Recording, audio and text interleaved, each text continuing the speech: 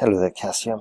Okay, okay, I understand. 4.5 you'll probably get just by reading this. So you don't need to worry about it, but I understand you don't want to take it again. I'll just recommend something which you might want to consider. You're probably going to get a 4.5, that's obvious, but it could be worth you actually, aiming for a 7, because for employment, for further immigration, they usually ask around a 7 or higher, especially for universities. And what I'm saying is it'd be good just to, for yourself, give yourself a challenge to go for a 7 maybe, or to go for the highest score possible. And then you've got that IELTS certificate for the next 2 or 3 years, So if the opportunity does come up and they're asking for your IELTS score, you don't have to put 4.5 on your job application form or university application form. You can put 7. Alright, let me have a look at your work. So some people claim international marketing is intrusive, whereas others see it as an educational and cultural exchange rather than a threat. I strongly believe that. If done, done with necessary knowledge and understanding of other countries, it could be successful and beneficial. Okay, I strongly believe that. It's not really academic to put in a phrase like that. Okay, because there's a lot of redundancy here. All of this is redundant. What we could say is, I strongly believe that with necessary knowledge and understanding of other countries, it could be successful and beneficial. Okay, but even then, we could make this sentence more specific to the topic. Yeah. We could adapt the sentence by putting in something like of other countries, economic systems, and cultures. It could be successful and beneficial. And here I just say it's successful, or choose one of them. Okay? And put the list here and boost your topic specific vocabulary. Okay? Which helps you with your lexical resource score. Undoubtedly. In order for a brand to be introduced to new markets abroad without being offensive, it is vital for marketers to know their future customers. For example, the well-known fast food chain McDonald's has withdrawn pork meat from the menu in an Islamic country, which prevents offending clients throughout religious belief. Okay, good. Here, instead of which, I would have used this prevents offending.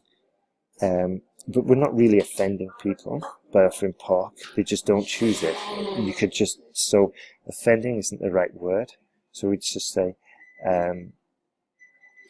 this move better accommodates McDonald's in Islamic countries or Muslim countries, whichever. Okay?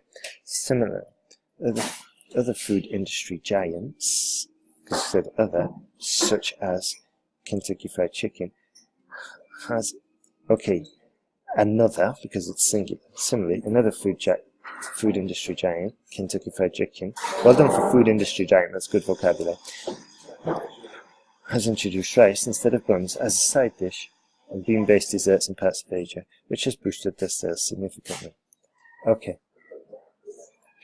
Here we could probably go into a little bit more detail here and say that buns are Western and rice is Eastern, just to make it clear, rather than assuming the examiner knows. Okay?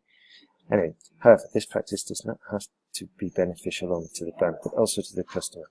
Traveling abroad and noticing completely new products or new methods of advertising in a chain restaurant, as mentioned above, and any other familiar brands offer, gives visitors the gist of the cultural differences that they will encounter. Good. As some may see it as shallow, it is definitely a good way to start the learning process. Furthermore, seeing local European companies in foreign markets while abroad could prevent travellers from getting lost in the new reality.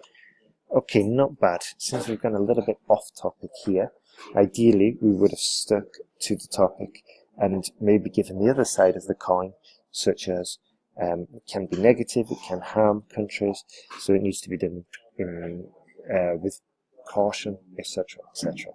Okay? Also, for your paragraph structure, we could work on that. Yeah, we just put something like topic sentence, a point, your argument, then an example, and then finish off with consequently. This clearly shows. Okay, this is just a very basic structure which you could use, and it'll help your cohesion and coherence score considerably. Okay, and then to boost your test response score, just double, triple check the actual question,